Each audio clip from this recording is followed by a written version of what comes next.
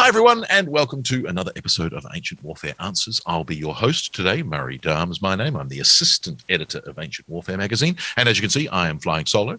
I'm going to answer one of our viewers' questions in just a moment. You too can ask us a question if you like, of course. You just have to become a patron of the podcast on www.patreon.com// Ancient Warfare Podcast. I say that you have to, you don't. You can ask us a question anyway. If you become a patron, though, it means you can get a copy of the magazine and you have a conduit of communication. Oh, that sounds fancy. And there's 3 different levels of backer that you can become on Patreon.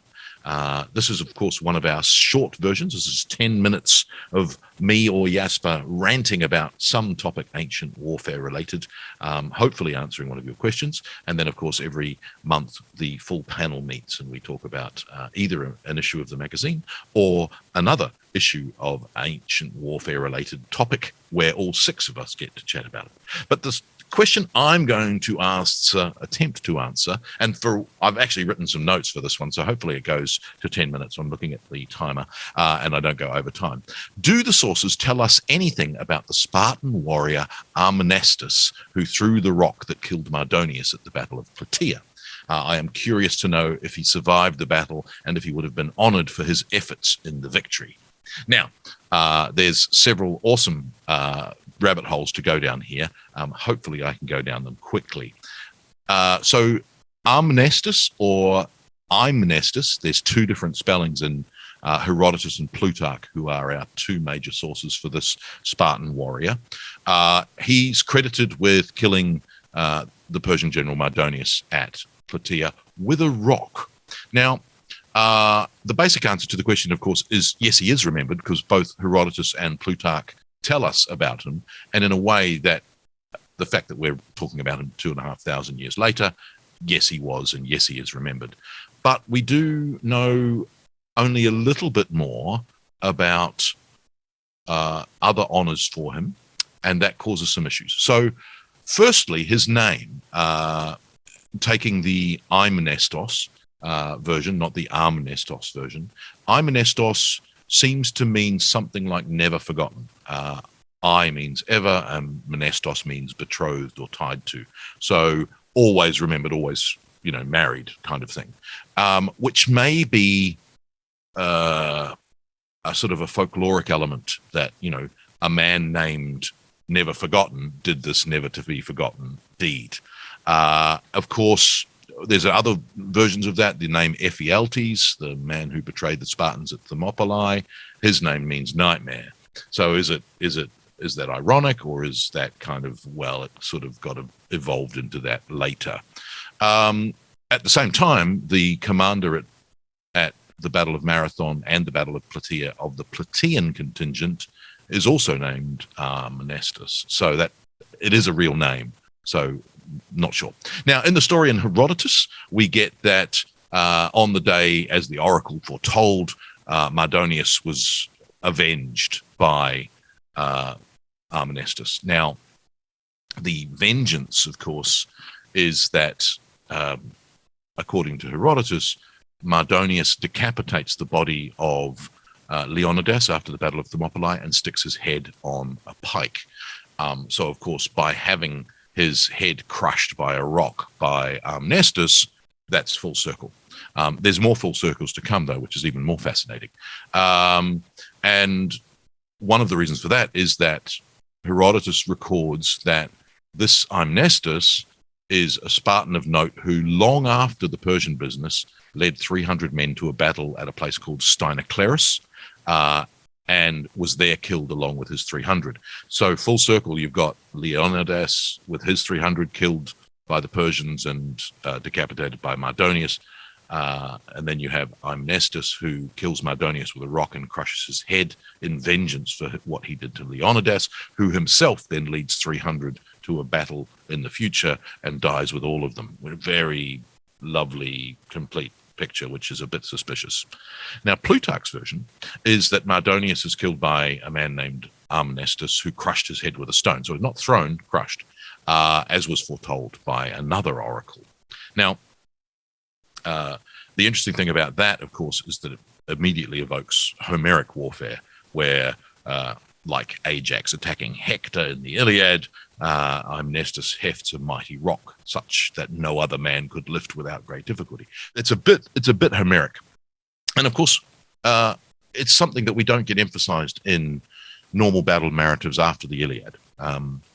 We get people armed with spears and swords and javelins, not with rocks. But the reality of warfare, probably in all times, is that you fight with whatever you've got. Of course, we have Psiloi, who are the very light armed troops who would throw rocks and whatever came to hand at their enemies, but they tend not to be emphasized in historical accounts. It tends to be heavy infantry. But if you've broken your spear and you've lost your sword and there's a rock nearby, you're going to pick it up and use it. That's just one of the things that has probably always been the case in warfare, but it's not something that historical narratives tend to emphasize. Broken spears and broken swords, or weapons that have run out of ammunition, tend not to be the thing you talk about. They tend to be always working perfectly. Now, we've got this oracle, which is interesting in itself, because the oracle is that there was a Carian who went to the oracle, and the oracle spoke to him in his own language. And the Greeks were all amazed that he spoke Carian to this man from Caria. He had a dream, and was basically told that he'd have his head crushed if he didn't leave. And that's the oracle that this version of the events answers.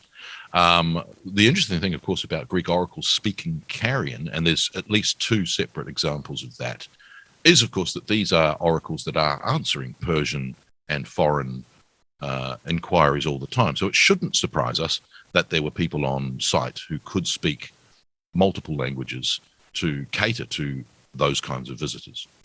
Now, as I said, the Battle of Steinoclerus is the thing that Herodotus ends his account with. And that also is interesting because Steinoclerus seems to happen long after Herodotus's account finishes. So he tells us long in the future. And there's several instances of events that seem to be happening in the 460s, 440s, and 430s that Herodotus talks about, which is really useful for being able to date when Herodotus wrote.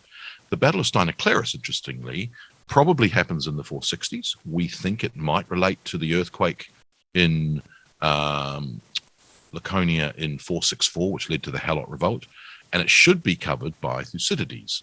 Thucydides, however, makes no mention of this battle whatsoever. So the only evidence we have for the Battle of Steinoclerus is in Herodotus. There are a couple of other sources that talk about the place Steinoclerus, but not the battle. Now, the other Arimnestus is the Plataean. Now, in a couple of cases, it looks like the two have been kind of elided or confused with one another.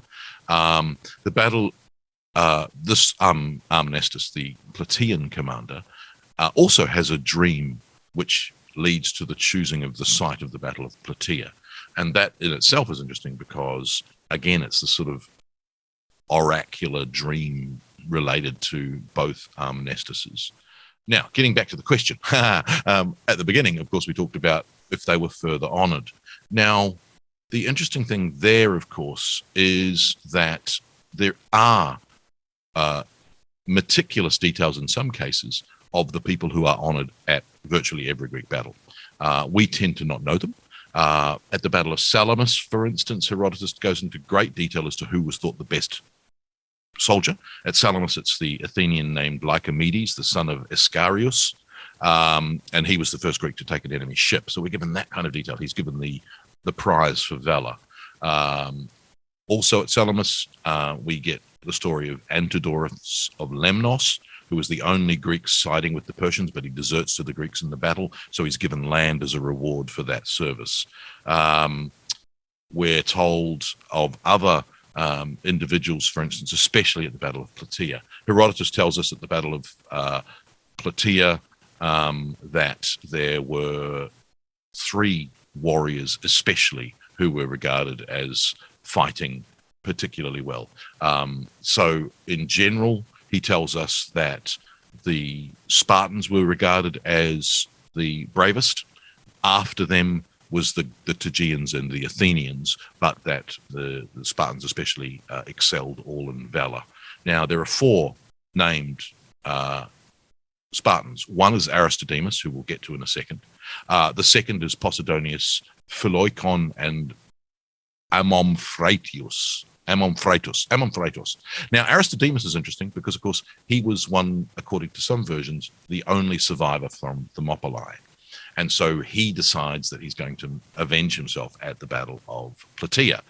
And for that reason, that he's not fighting bravely, he's fighting to avenge himself, and he's deliberately endangering his own life, he's not given the award for bravery. And so Posidonius, by contrast, had no wish to die, and so proved himself courageous, and the Spartans decide that he's therefore the better man, whereas Aristodemus has nothing to lose, throws himself out wishing to die, and that's interesting in that regard. Now, they, of course, are buried on the battlefield.